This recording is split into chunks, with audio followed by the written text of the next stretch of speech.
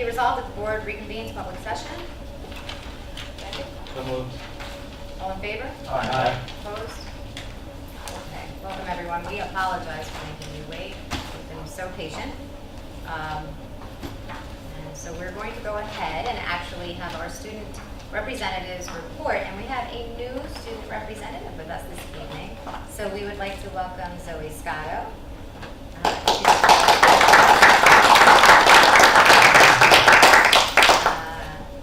Welcome, and we hope all the best for you, and you will enjoy it. All right. We hope you will. Yeah. Okay, so go right ahead. I wrote about events related to marching band and stuff since I'm a member of Michigan. So announcing their 2018 show Mechanized in June, the Super Chiefs have had a successful start to the season. The show centers itself around mechanics and machinery with added sound effects and visuals to allow the band to become one big machine. Band camp, running from August 27th to August 31st, changed its usual location from Piscataway High School to Connecticut Middle School this year, due to the turf being redone at PHS. Although it was a change in setting, nevertheless, the Super Chiefs made the most of the situation. Ending a week of hard work through tough heat and rigorous conditions, the Super Chiefs presented a preview of their show on the last day of camp, which excited the friends and family of the band members in the community of Piscataway. After appearing at the PHS home opener football game, the Super Chiefs are now polishing their show in preparation for the Super Chief Festival, which is to take place on September 29th. The festival is one of the largest and most significant events for the Super Chiefs, and many schools in the Central Jersey region come to compete. The marching band will present the entirety of their show at the end of the night in exhibition. The Super Chief Festival marks the start of the competition season for the band, where they will then compete at MetLife Stadium and Orca Stadium as the season advances. The 2018 season for the Super Chiefs is definitely going to be an exciting one full of success. So on Friday, the PHS football home opener was a total blackout against East Brunswick. Students, parents, and other fans were urged to wear black, filling the stands and cheering on as P-Way won 41-0. Also on Friday, girls volleyball won against Perth Amboy 2-0. And additionally, both boys and girls soccer teams have had sweeping wins. With a 2-1 victory against Oldbridge and a 3-1 against JP Stevens, PHS boys soccer is off to a great start. Our girls soccer team has had a similar results with a 3-0 win against Monroe and a 4-3 win against Hillsborough. Other sports such as girls field hockey, girls tennis, and boys and girls cross country are working and practicing hard for their upcoming competitions. As the school year has only begun, and Piscataway High School students are gearing up for the memorable PHS High School student are gearing up for the memorable year ahead of them. As weeks pass, more and more remarkable things will occur at PHS. The best is yet to come. Any questions or comments? No? Pretty good? All right. Well, thank you so much. Welcome aboard. Welcome back. And as usual, when school has started, I'm sure you have homework. Okay, well, there you go. Thank you so much for being here this evening. You guys can make that out. Sorry that we kept you all It's waiting. okay, it's fine. We kept ourselves entertained. Thanks. We'll see you next time. Yeah, see good. Sorry. Okay. Hello. So the president's report for this evening. Integrating the arts across the curriculum. So arts integration in the Piscataway schools continues to be important across all curriculum areas and all grade levels.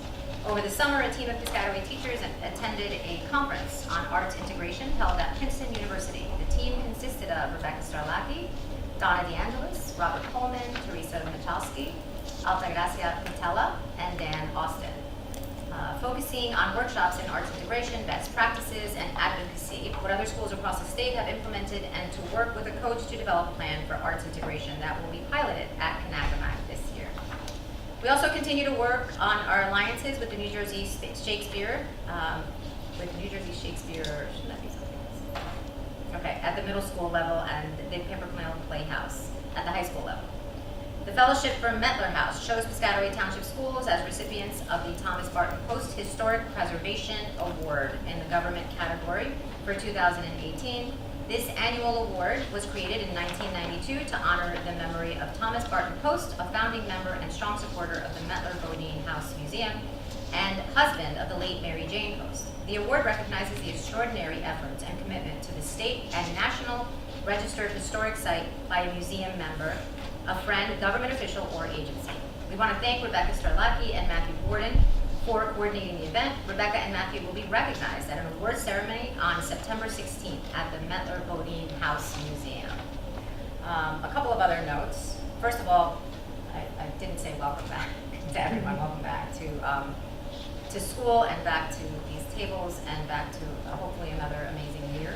And in keeping with that, I spent some time this summer actually walking the grounds and getting to know our sports teams and getting to know facilities and our trainers and actually walking through the trainers room and seeing what it was like to go through that process. And it was an awesome half a day for me. I spent about 4 hours and I got to, I was at practices and it was super hot.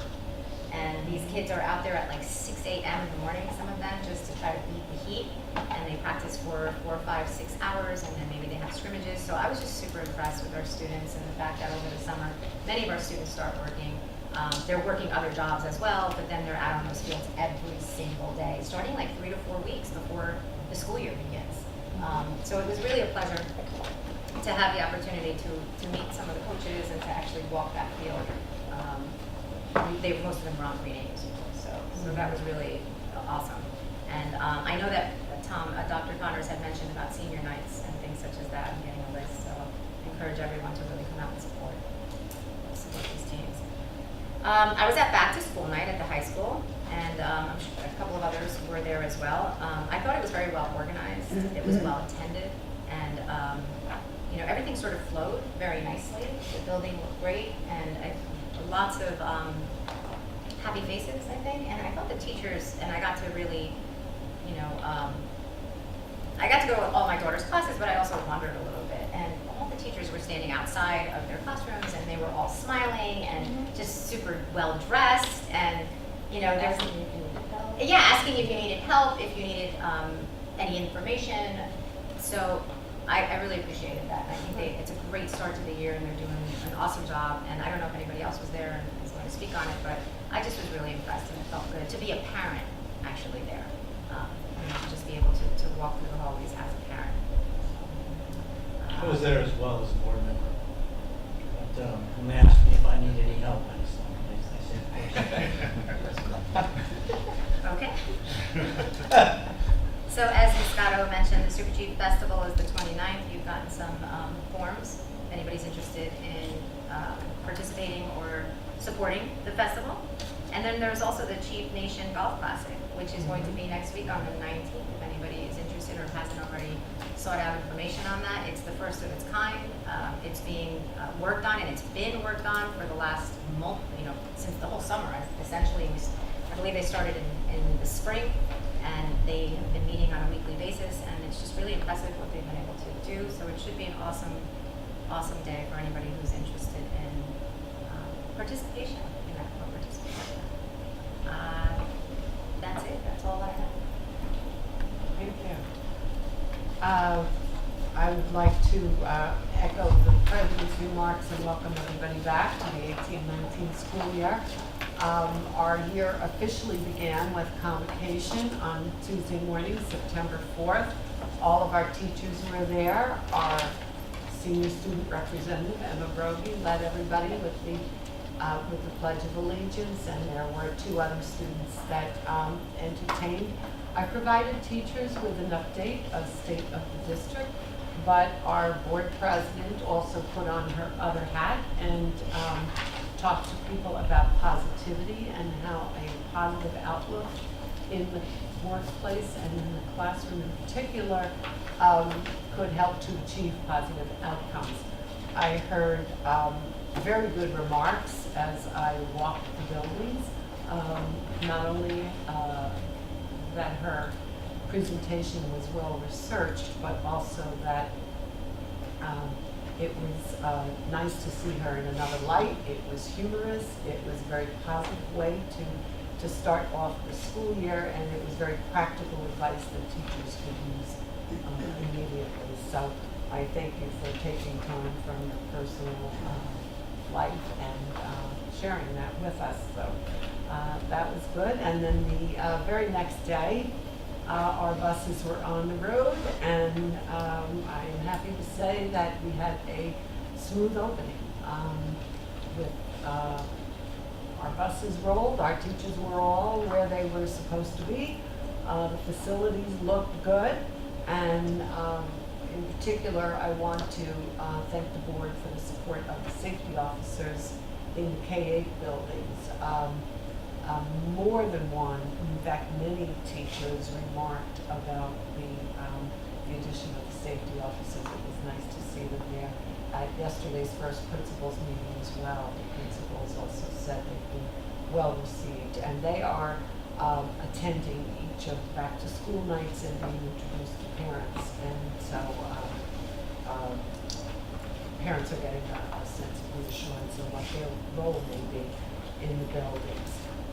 So hopefully we'll keep that momentum going. The golf classic we mentioned, if you'd like to play golf or make a donation, you can just go to our homepage on our website and sign up for the golf classic. Super Chief Festival, in your packets tonight are forms for you if you wish to take out a program ad or sponsor a trophy for the band festival. And also in your packet is the first ever Piscataway Adult Chorus. Mrs. Storlaki, our BPA supervisor, and Mrs. Suazo, the choral director, are inviting adults in the community who may want to be part of a choral collective. And they are volunteering their time, and this flyer is on our website as well. And if there are any questions, or there's an email address. But just initially going around, there are a number of parents that are very excited about this opportunity. And of course, it doesn't need to be just parents, but it's open to all community Can you members. put this on social media as well? Yes. They did, I Yeah. think they started Yeah. doing that. Great. Yeah, and this Yeah. was, if I might add, at the high Sure. school, they had so much great feedback and parents signing up for this. What an awesome thing to have a community choir. At the end of the choir performances, if anybody's been there, they usually have alumni get up there and Mhm. sing. And there's so many people that are like, well, I'm not alumni, but I want to sing, you know? And so Rebecca took note of that, and so did Megan and Suzo, and they just moved forward with it. And like you said, they're volunteering their time on top of everything else that they do to not only bring this together, but commitment to multiple dates. They're already there, and folks are already signed up. So kudos to them. I think that's great. It's an awesome thing. The district's equity initiatives have been recognized, as I have told the board in the past, in a couple of programs at Rutgers University that their Institute for Increasing Student Achievement has run. But I have also been asked to participate in the new task force that was formed by New Jersey School Boards Association to address this initiative. There are about 25 people who initially start with a group of us coming together, kind of a think tank, kind of just to exchange some of the things that we're doing, and then perhaps we can come up with some best practices that other districts might be successful at. So again, the board's support is what helps to make those happen. I am very pleased to announce that Piscataway was the recipient of a $1.8 million grant to expand full-day preschool for 3 and 4-year-olds. This is an initiative that we received word of the donation the last week of August, and we hope to have the program up and running by October 1st. We anticipate opening 2 additional classrooms in our 2 elementary schools where we were able to hijack a couple of classrooms, but we are in the process. Dr. Ranelli's been working with Colleen Congrads and Kim Georgian to schedule meetings and develop the correspondence that's going to existing half-day students, the community at large, agencies that might serve individuals who would be interested in the program, and to get everybody to fill out the application to see how many more students would be able to accommodate. So the word is out there.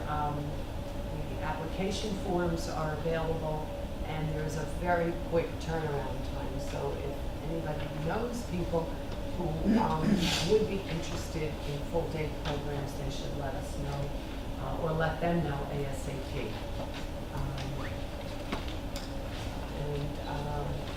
see here. And then finally, as the community, as the board is aware and the community is starting to learn, the district will be undertaking a new strategic planning process, that there will be an information session for everybody who's interested in participating in the process. And the information session is on October 15th. And the commitment that we ask from people is that they make themselves available for 3 meetings over the course of about 4 months. But it's an exciting time for the school district, and to kind of see what's the vision we have for the next 5 years. In front of you, you also have a superintendent's report, and I would draw your attention to a couple of things. Jersey Care volunteers were again at Kanakamak School at the beginning of school in late August. They came, painted classrooms, beautified the faculty room, built some Adirondack chairs. So that is a very nice program that we appreciate from the volunteers at Eli Lilly. There are other volunteers who will be going to Arbor School shortly and doing some outdoor landscaping projects there. I also want to draw your attention to the Knollwood Garden, which is on page 3. The garden was established by students as one of the foundation grant programs during the last school year. But over the summer, there was a parent volunteer, Megan Rosie, and her 3 children who maintained the garden over the summer. And as you can see, it is beautiful. Assemblyman Danielson has donated once again backpacks to about 130 of our students. And on the last page, I would draw your attention to what some of our classrooms are starting to look like.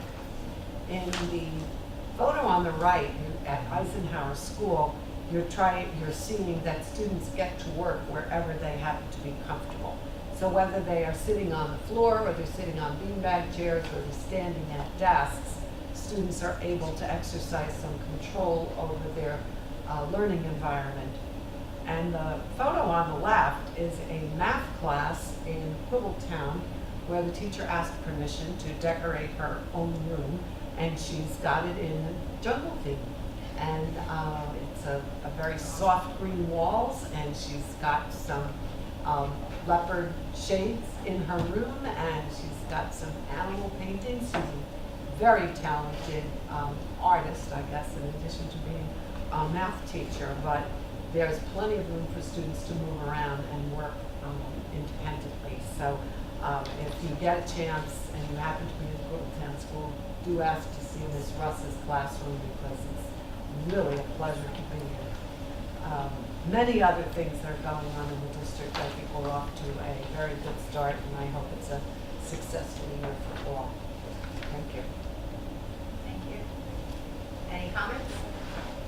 A couple, actually. I noticed right below on the last page of the superintendent's report, the Education Foundation grant awards were listed, all the Inspire grants, and I just reminded, because right above it is the active seating and some of the innovative things that are happening in classrooms. Originally, that came from one of the Education Foundation grants, so it's great to see that kind of good idea taking root. Spreading. And sort of spreading through the district. And that was really the idea behind the Inspire grants, was that it could create sort of mini laboratories for learning best practices, and then identify the ones that really worked and spread them around. So that's it's terrific to see that happening. Speaking of which, to the president's remarks, I was also at the high school, back to school as a parent, and but it was very well run. The school did look terrific. I know Dr. Connors will get into this in his fiscal report, but you know, the cumulative summer maintenance projects that have been going on, the lockers, the gym floor at the high school, a lot of the painting that was done over at Patton, they really start to have a cumulative effect of making the learning environment look, you know, a lot more welcoming, brighter, and better. You know, Connect made a big difference with the lockers. And as you know, Superintendent pointed out, the remarks of the president and convocation, you can see that those philosophies are being embraced by some of the teachers as well in the district. There was a couple of teachers that really focused and talked about wellness in their classrooms and their teaching philosophy at the high school and at the school. And I was particularly impressed by the presentation of Mr. Story, the English at the high school, talking about being cognizant of, you know, particularly high school juniors, how stressed out they are, how much work they have, the course loads that they're taking, and you know, to be aware that you have to keep them healthy, and you have to, you know, just be fully cognizant of the burdens that they're under and adapt accordingly in the classroom. And he said he really, 4 years ago, that wouldn't really have occurred to him. He used to hammer down all the time, trying to get a 5 on the AP test, like really driving towards it. He said about a couple of years ago, it occurred to him he could sacrifice none of the rigor of the teaching and the course material and the preparation, but just just be more supportive and help the kids along and be a little more flexible in terms of some of the work. He said, you know, a funny thing happened along the way. You know, it's anecdotal at this point, but he adopted that and the score went up. So it's that sort of thing is something to keep an eye on. I mean, it's a very small sample size at this point, but it's, you know, it's an innovative idea. I know we talked about it a lot in the board book clubs and the happiness advantage, just the sort of intangibles that can lead to better performance. That you may not, you know, you have to kind of take a leap of faith that they will, but they often do if you do that. This is an initiative that Dr. Manello has had several meetings with AP teachers as well as the director of counseling to try and to try to make teachers aware of some of the pressures. But you also had a workshop in June for parents of all students who were freshman, sophomore parents who were taking AP courses and juniors who were taking AP courses for the first time. Parents were made aware of the demands that are placed on their students, but also how to help their students cope. Make sure your students is a student. Yes. And even then you spoke of the arts integration. Dr. Pang wasn't able to make it tonight, otherwise he would report out to the ad hoc committee for Piscataway Read event this week, and sort of immediately front and center was, okay, how do we integrate student artistic performance, whether it be poetry or film or visual arts, you know, into the theme of what we have. So that idea of infusing arts and is If I might add to that, I didn't want to say anything before because I didn't know if it was just unique to my daughter's classes, and I actually saw and felt the same thing in her classes, and they have separate schedules. But one of the things that stood out to me was in multiple classes, and they're high, right? You know, they're honors or AP classes. They talked about, you know, a diminished focus on homework. You know, where it was more about that classroom and working them super hard in that classroom, and then most of them talked about these kids are in other activities, and you know, you want to be able to get home and get some sleep, and we recognize that these kids are staying up super late to get this work done, and so it's more focused on like projects and learning to time management and really building to that place where they can they're independent thinkers and critical thinkers, and that I really appreciate. Some of the subject matter and topics were really powerful. Things that are bigger, they're global now, and it didn't matter whether it was English or history. It didn't matter what class it was. Even AP music theory. How does this relate to the rest of the world and what's happening politically? And socioeconomically around us, and I really heard that across the board in every class. And I don't think they were doing it just for me, you know.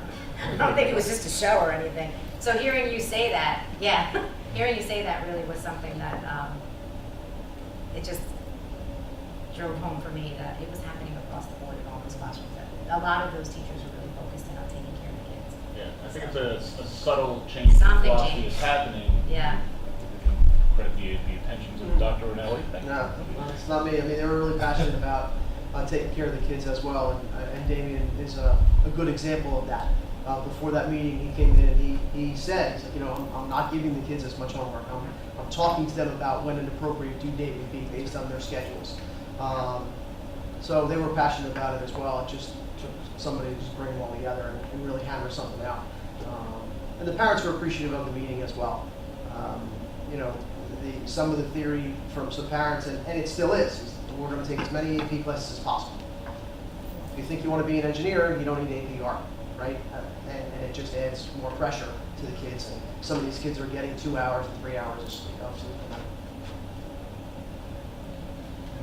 I wanted to thank Teresa for the freshman orientation at the high school. I think the parents had more anxiety than the students actually. And it was great to see their transition and actually seeing an older class advisor come back for the class of 2022. He was so excited, saying, you know, I'm going to follow you along, and actually showing the children that now we're going to treat you like young adults. No longer will we carry you by the hand, and actually assigning them to classrooms, and they're going to get set up early without parent help. And that was in itself amazing. And the warning signs of technology, social media, the ill wills of social media, that was a tremendous hit. I mean, I actually think we should put that all over the place, because the parents, we knew that we were really outdated in our thinking and the way kids communicate today. You know, I mean, parents were walking out shocked, like, I didn't know what that meant. That's what an emoji is? And it was just, it was really It was a good addition to the great addition program. to the program. Being able to meet all the staff, all the AP advisors, that was tremendous, along with the PTO. It was great. I mean, the parents didn't even really want to leave. The kids were having to call the parents, like, come on, let's go. We've been dismissed already. So again, kudos to that. It was fabulous. Thank you. And congratulations on an overall good opening. Yes. Thank you. It's a team. Good I'll opening, tell you. always side out. It's a whole team. But it's a big But project. it was very Good, smooth, smooth. and I think there were, you know, certainly David in particular, Labor Day weekend, I don't think you were doing barbecues, you were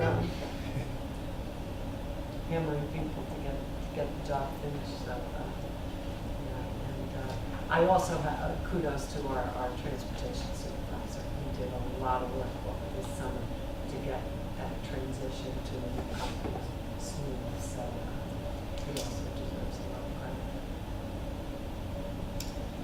Okay, so we're gonna go ahead, thank you so much, and we're gonna go ahead and talk about personnel and labor relations. Mrs. Deepan. Okay, be it resolved that the following motions identified as items A through I be approved as presented. Second. Mr. Secretary, will you call the roll? Ms. Cherry? Yes. Dr. Connors? Yes. Mrs. Deepan? Yes. Mr. Irwin? Yes. Mr. Johnson? Yes. Mr. Stern? Yes. Mrs. Lopez?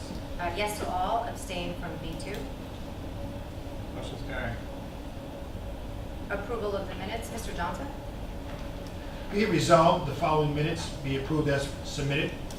Business meeting, August 9th, 2018. Executive session, August 9th, 2018. Second. Are there any questions or comments related to either the business or executive session on August 9th, 2018? Okay, seeing none. All in favor? Aye. Opposed? Board work session, August 14th, 2018.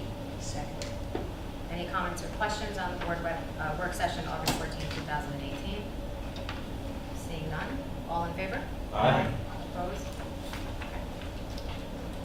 Public comments from the floor. Is there anyone this evening that would like to speak? Okay.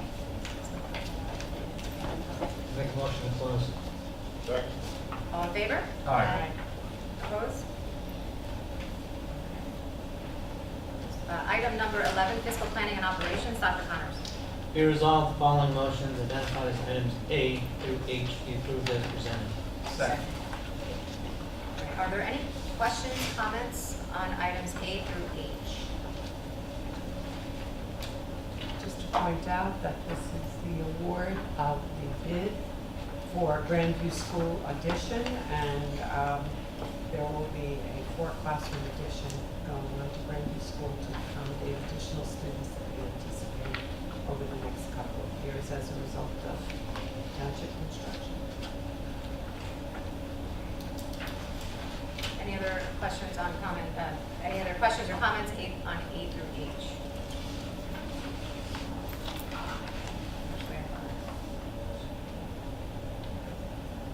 Okay, seeing none, call the roll, please. Dr. Connors? Yes. Mrs. Deepan? Yes. Mr. Irwin? Yes. Mr. Johnson? Yes.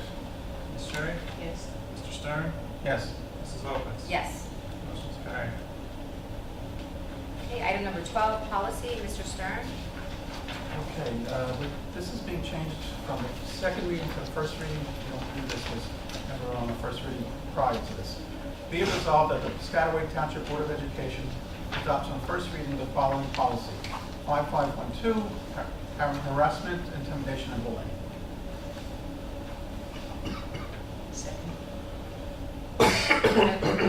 Any questions or comments? Give me a second. Oh, I didn't hear a second. Is there a second? No. She did, Oh, second. yeah. Ms. Cherry did. Any questions or comments? And so we can reflect that it says first, yeah, in minutes that it says first reading versus second.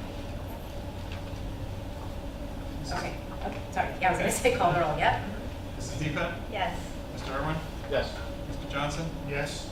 Ms. Cherry? Yes. Dr. Connors? Yes. Mr. Stern? Yes. Mrs. Lopez? Yes. Motion carries. Item number 13, curriculum, Mr. Irwin. Be it resolved that the following motions identified as items A through F be approved as presented. Are there any questions or comments on items A through F? No, we didn't. Second? Second. Any questions or comments on items A through F? Just a comment on item A. I just want to point out, I know the superintendent mentioned it in a report, but really what an impressive sort of feat it was to secure this funding.